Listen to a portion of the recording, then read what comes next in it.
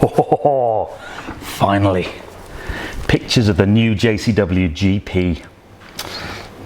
Front end. Yeah, I like that. Rear end. That looks wicked. Yes. Wheels. They've grown on me. I do like those fairings with that number in. Wing. Yes. Love the wing. Gearbox. Auto.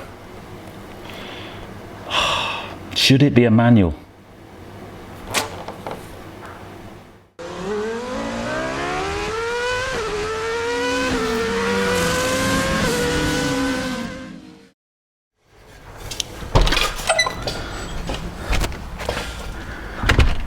Hey guys, and welcome to Petrol Ped. Now, if you follow the channel regularly, you will probably know that way back in March of this year, I actually put money down on the new Mini John Cooper Works GP. And in the last week, we finally got to see what it looks like underneath the camo. And I must say, I am very impressed. In fact, I've even been contacted by my dealer this week to confirm my order. But there's one nagging question that I still need to answer firmly in my mind before I can do that. And that is that the new GP has an 8-speed automatic transmission, and I would really have loved it to have had a manual gearbox. Now, I've known this for a very long time, so when I went to the launch of the JCW Clubman, I had a chat with my good friends at Mini, and they agreed to give me this car as a long-termer. I'm actually driving this car for 3 months, and one of the primary reasons for doing that is so I can get my head around the gearbox, because although the gearbox in here isn't exactly the same as the GP has a few tweaks to it. It's still an 8-speed flappy paddle transmission. So this video is about two things. Number one, I want to talk through this gearbox in terms of how it is like to drive. I've been driving this car for nearly a month now, and I've got to really get a good understanding of the things this gearbox is really good at and maybe the things I'm not so keen on. And I also want to give you my view on the Mini JCW GP. All the pictures are out there, what do I think? And at the end of the video, I will answer the big question, am I still going to be ordering one? So I reckon we jump in this car, take it for a drive, and talk about the gearbox and that GP. Let's go.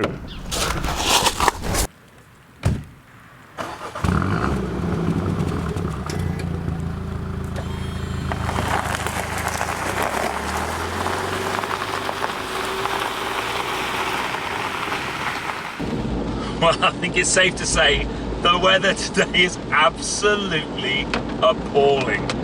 It's really heavy rain, huge amounts of standing water on the road, really not very pleasant at all, but excellent conditions for this all-wheel drive JCW Clubman. But where I want to start this kind of driving part of this video is to talk about the gearbox in the car. 8-speed Steptronic transmission, and let me just talk through the different ways that I've been driving it and what I've found out. Now, first thing about this car is it has a sport, a mid and a green mode, and I've just basically put it in sport mode every time I get in the car. Interestingly, the JCW GP doesn't have a sport mode button. The argument for that is it's basically in sport mode all the time, which is great. I'm really chuffed about that because it really annoys me that in this car and in my JCW Roadster, the first button I have to press when I get in it is the sport button. So in the GP I won't have to do that. So in sport mode you just stick it in drive and off you go. It's a normal automatic box. And I must say, for normal driving, that's the one I'm in the vast majority of the time. On a road like this, when you want to open it up a little bit more, it's pretty responsive. In the sport mode it just zips it up a little bit. It doesn't have a huge amount of lag, or when you kick down it's quite responsive, and that's why you're kind of encouraged to drive it in that mode all the time. But for me, the whole thing about a manual box is when you want to push on and you want to feel really engaged with the car, that's where gears come in place. If I was just driving on a motorway or mooching around a town or a city, I'd want an automatic box. They're brilliant. They're far, far better than a manual. It saves your left clutch foot, that's for sure.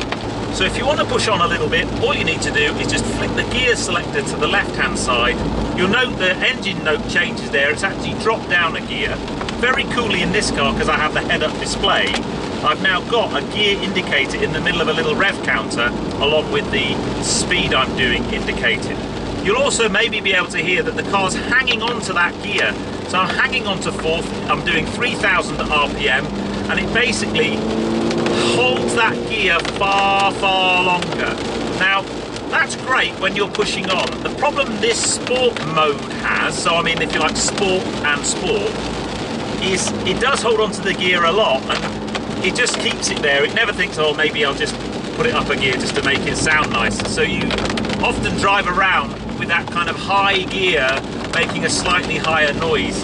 And for me, it probably hangs onto the gear just a little bit too much. In my Audi, when I'm in that sport mode, it does hold onto the gear, but after a while it goes, okay, I'll stick it up. In this case, it will put it up into 5th for me. So in the sport box, actually, for me, I would only go in there if I was really pushing on. If you're just driving normally, it's just that little bit too much. The fact it holds onto the gears for that little bit extra just doesn't really work for me. As I come down and change down into this corner, I get a nice auto rev match blip, but I'm now in 1st, so I can... And it really does, as you accelerate away, it holds onto the gear and you get this little push as it changes into the higher gear. When you come into a corner and you want to decelerate, it'll often change down a gear for you, it'll rev match for you. So if you really want to be on it and pushing on, this sport mode box, I'm not currently changing gears manually. It's still operating as an automatic. It's just making it just that little bit more aggressive for me. So it'll rev all the way to the red line, and then it'll change up gear for you, really smooth. It is a super sharp, smooth gear change. And if I was pushing on down a B road, actually this gearbox in this sport mode would be great. But the final thing you want to be able to do to ultimately match a manual box is to go to the paddles. I can just shift using the gear selector there, but if I go to the paddles, that's when I really get that engagement, or at least hopefully I do. Downshifts are pretty sharp, but I have to say the upshifts are really, really smooth and very quick. Now, the other cool thing about this, and I like it a lot, and some auto boxes you drive don't do this, we just go down into 2nd gear and demonstrate. I'm now in 2nd gear. If I accelerate away but don't pull an upshift paddle, I now just sit on the limiter until I pull the upshift paddle. And I like that. So some auto boxes are driven when you go to the paddles, it will automatically change up for you, but I don't like it when cars do that. So is that good enough for me to be encouraged that the GP will be the car for me? Simple answer to that is, I think it is yes. You know, for everyday driving in auto, it's just so relaxing, especially if you're doing a long journey. I've done 2,000 or over 2,000 miles in this car since I've had it, and it is a super relaxing car to drive. But when you want to kind of have a bit of fun and you go to the paddles, it really is very good. I haven't had the opportunity to drive it on a track, but I can only assume that would be just as impressive. It's not as engaging as a manual. You don't have the option to do things like heel and towing.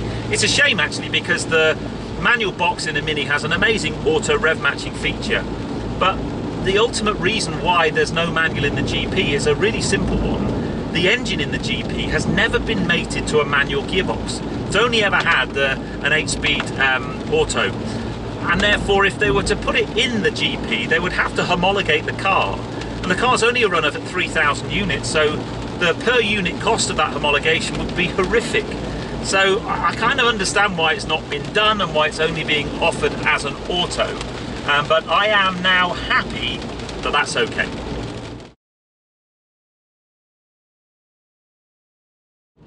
So I'm happy with the gearbox. So what are my thoughts on the new JCW GP, as it's called? Well, you've got to think back to the concept first of all. Now, when that concept was first shown, I can remember looking at it and thinking, Oh my goodness me, if they ever make that, I'm having one. And what Mini have tried to do is take that concept, which was clearly never going to be able to be a road car. It had way too much extremity to it. They needed to make it to a car that was a normal person's car that you could drive to the shops. But for me, they've kind of held pretty true to that, and the car is getting a lot of flack for things like the wheel arches and the big wing on the back, but look at the concept. That's what the concept had. Everyone said make that. They've tried to do that as much as possible. So for me, it holds as true to the concept as I hoped. I would have liked the inside to be a little bit more like the concept. I think it would have been quite cool to have a slightly more out there cabin. But again, from a cost point of view, I think that's fine. So what I'm going to do is basically run down each individual element of the car and give you my thoughts.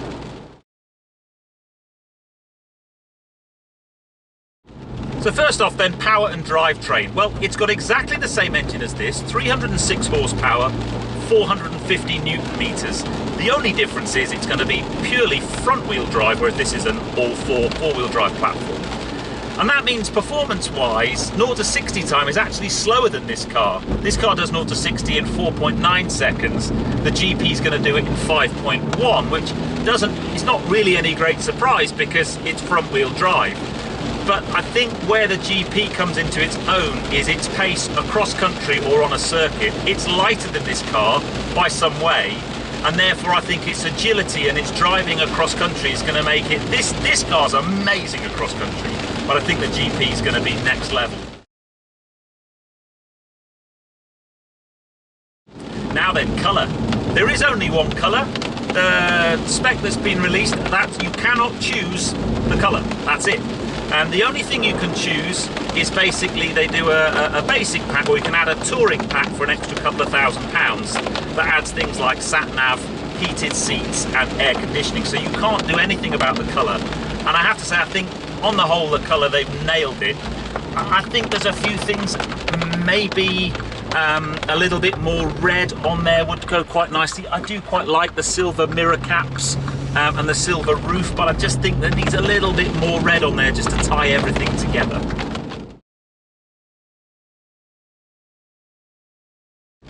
Front end. It does have a bit of a pout to it, but the more I've looked at the car, the first time I saw it I was like, oh, I'm not sure about that. But the more I've looked at it, I do like the red accents on the bottom of the splitter. The splitter is pretty aggressive. It's not as aggressive as the concept. But yeah, the front end has grown on me. Now then, perhaps the most controversial thing on the car are the side spats, side arch extensions, wheel arches, however you want to call them. And I think you either love them or hate them. For me, I really like them because they are as good a representation of the concept as I'd hoped for. The material they're made from is really interesting. Is this discarded offcuts from the i3 and i8 production? It's like a compressed carbon plastic composite. And I think it does look really cool. And I especially like the way they've lacquered in the unique number to the front wing. How easy they're going to be to keep clean, I'm not sure. But what it has allowed is for a wider track and wider wheels. So that's why those arches are there. And I think they're very Marmite. You either love them or hate them.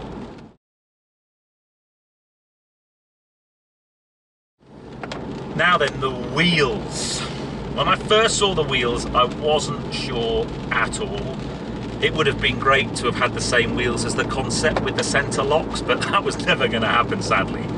I kind of understand the design of the wheels because they are trying to hark back to GP1 and GP2. There's a kind of family resemblance.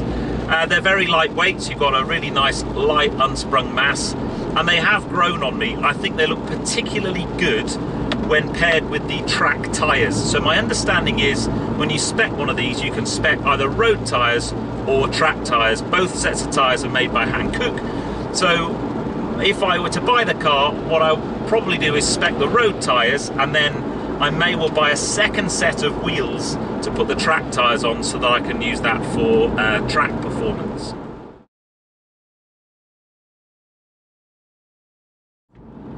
So what about the wing? Again, I think it's very Marmite. Certainly on some of the forums I'm members of, there's a lot of people like, that wing's ridiculous. It's probably the most true bit of the car to the concept. And for me, they had to have that wing. I think it looks really cool. What I particularly like about it is the red detailing on the inside and some of the sculpting on the inside of the wing. I just think it looks really very cool.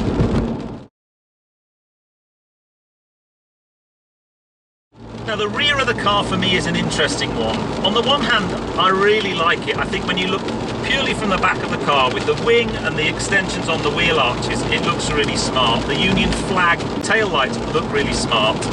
The two things that I am a bit disappointed about is number one, the diffuser or lack of diffuser.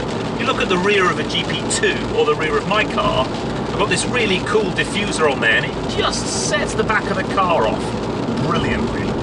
And then the other thing, I think they kind of, although there's some nice trim and nice detailing on the exhaust, it's like a brushed metal, I think carbon fibre tips on the exhaust would have looked so much better.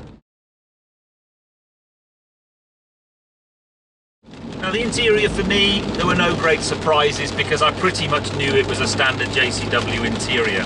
So the seats are exactly the same as I'm sat in now. The only difference being there's a little GP badge just here instead of a Jump Cooper Works one. The rest of the interior, it is a bit black and a bit kind of dull. I think they could have had a little bit of red accents or something to make it look a little bit more cool.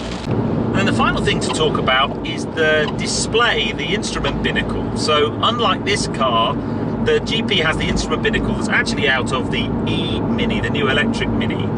So it's a TFT screen, and it looks really simple from what I've seen. There's a rev counter on the left, a digital speedo in the middle, and a fuel gauge on the right-hand side, with some other things that pop up as and when you need them.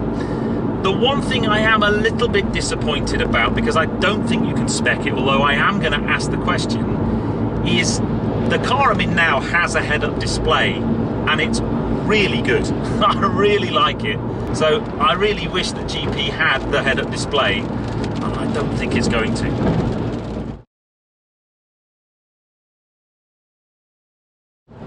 So the big question is then, am I going to confirm my order for the GP? What's, if you like, my overall impression of the car? Well, overall, I'm really, really happy. I think it looks very cool. I like the colour scheme. This will be the first brand new car I've ever bought, so one of my concerns about doing that was basically depreciation.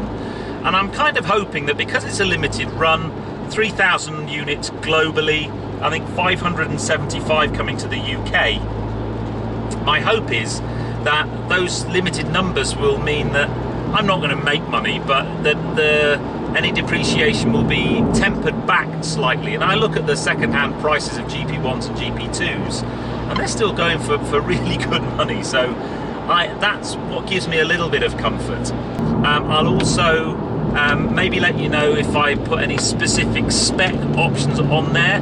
Because you haven't really got a mega spec option. You've got the basic car, which is £33,000, but the on-the-road price is 35 in the UK by the time you add all your taxes and so on. And then you can add the touring pack, which is what I'm going to do, which is basically a larger sat-nav, heated seats, air conditioning, and with the touring pack, the on-the-road price is just shy of £37,000. So that's how much the car is going to be.